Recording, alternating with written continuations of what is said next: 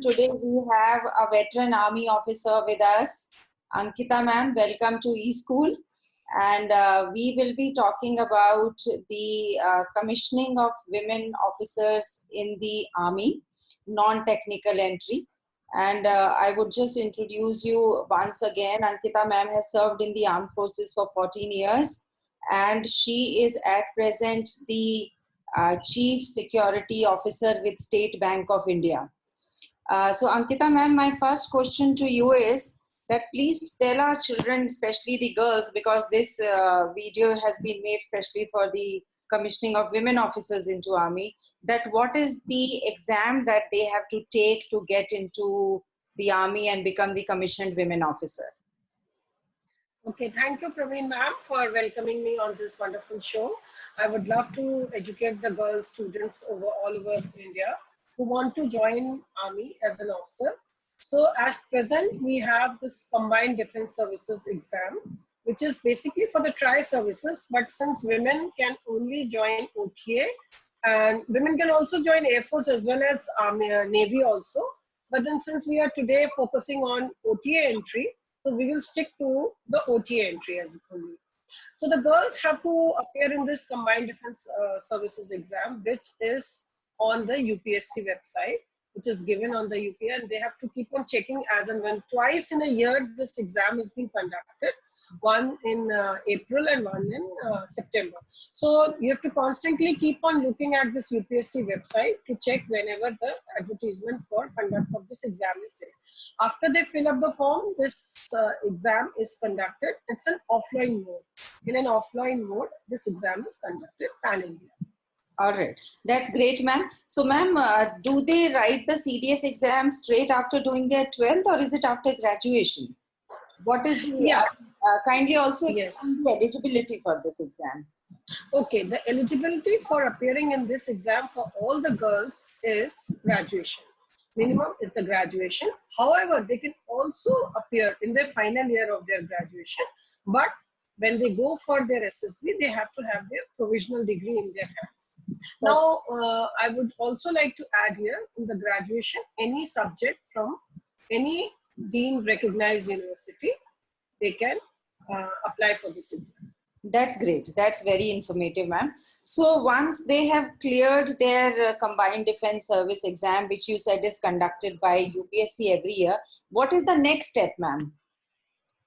So once this exam is cleared, all the students, all these candidates are called for an SSB, that is the Service Selection Board, and primarily in India there are 3 centers, and either of the 3 centers in India, these candidates are called for attending a 4-day SSB test.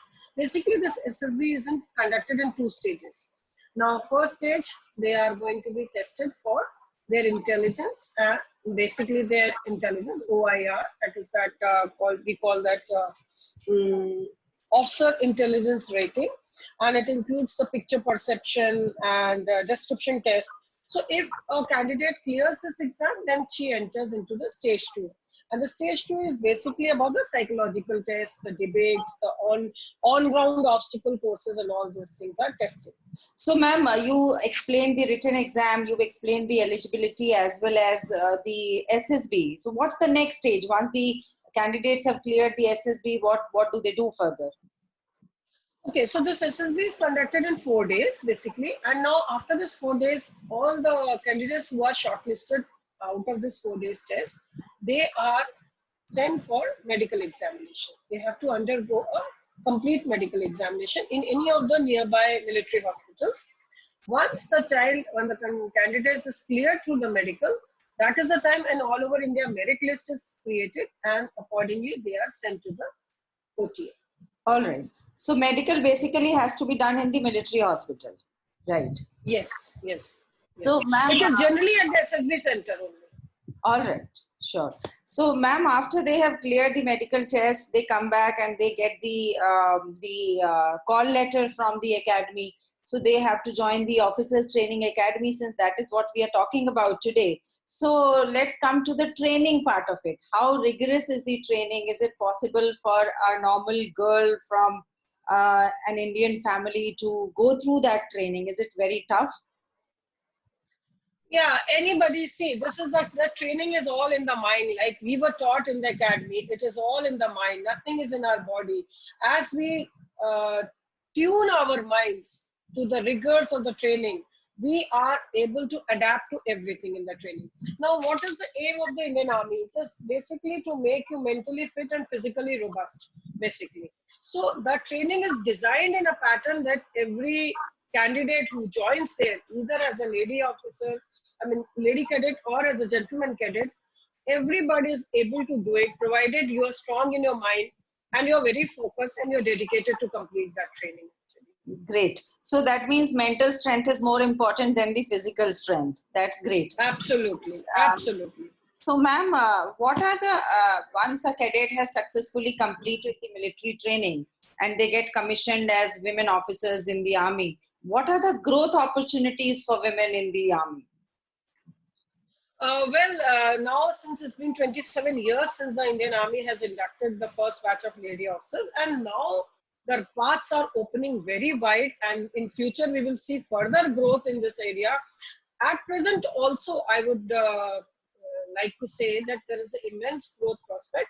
You get commissioned as a lieutenant, and you become a captain, then you become a major, you become a lieutenant colonel. Till now, it is like that, and in future, maybe we have more opportunities coming in, and more aspects are going to open for women officers. We may go up to any rank in the Indian Army.